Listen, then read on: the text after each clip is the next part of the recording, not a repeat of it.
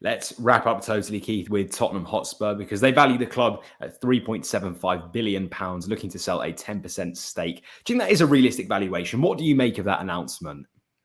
Well, I think it is a realistic valuation, actually, given the stadium, etc.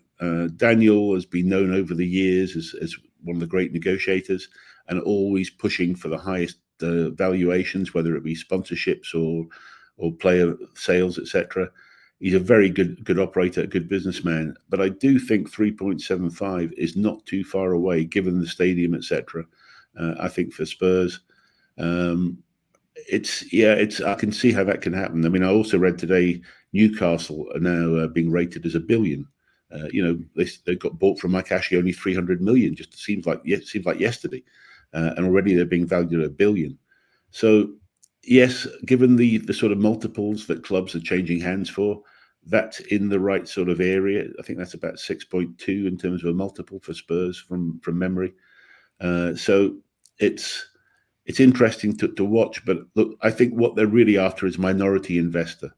And there's been talks about Amanda Staveley coming in with apparently 500 million that her company PCP has raised.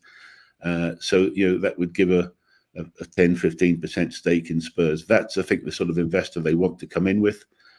They want to have money, as I understand it, to look at squad value, to increase the value of the squad and put some top players in.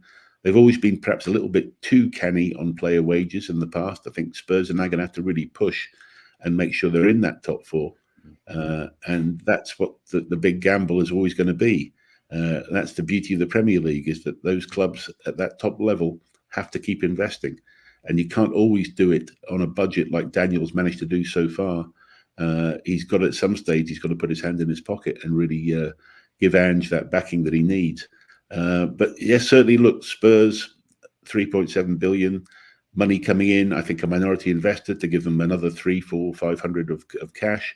They may decide to pay off a little bit of that towards the stadium, increase the debt to a certain degree, and then give Ange the rest to spend on the squad. There's no doubt that would be a good strategy, and gradually the stadium is starting to pay off in terms of its attractiveness, the revenue side of it, of course. But if they can start paying down that debt at the same time, Spurs will be poised very well for the future. Picking up on some transfer news, Keith, we've obviously discussed Richarlison's potential exit for £60 million this summer. Do you think, given the lack of movement around a forward, that actually Ange could keep him as their main number 9? Is there a potential that he could stay past this summer? Well, there is a potential. I don't think it's right, though. I just don't feel that he's settled. I don't think the fans have taken to him that well. And I think he feels that. He's very much a confidence striker, like many are. And I think it would be best for both parties to move on.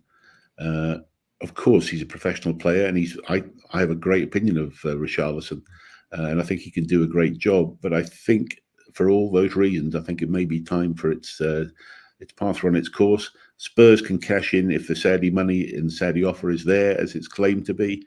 Then I think that would be great for Spurs. And they should have been in the market for an Osimhen. But they haven't got the Lukaku to make weight. But if they came in all cash, who's not to say that could not be the interesting striker answer for Spurs? And it would certainly get the fans excited there as well. And they need something to get the fans excited again. I mean, Harry Kane's gone, and so they've really got to find that idol figure at the front to do it. Richarlison hasn't been able to do that. Son, who knows how long he's going to be there for? And they've got to find that quality idol type front player to really fill in. And so I think Spurs have got to seriously look at some of those situations up there and make a big move. And in terms of some other news, Keith, we know they were looking potentially at a versatile forward, to someone that can play as the 9 or on the wing, similar to how Son does play. There was some talk about Federico Chiesa. Looks like he won't be on the move now. Would he be another ideal signing for Postecoglou? Is that the sort of player they need to be going after this summer? I don't think so. Look, he's without doubt, I think he'd be a good addition, but he's not quite the level I'm talking about. I'm talking about a really out-and-out top-level striker that's got to be brought in, that's got the whole image, the flair. Look, he's obviously a quality player, but he's not quite what I'm looking for.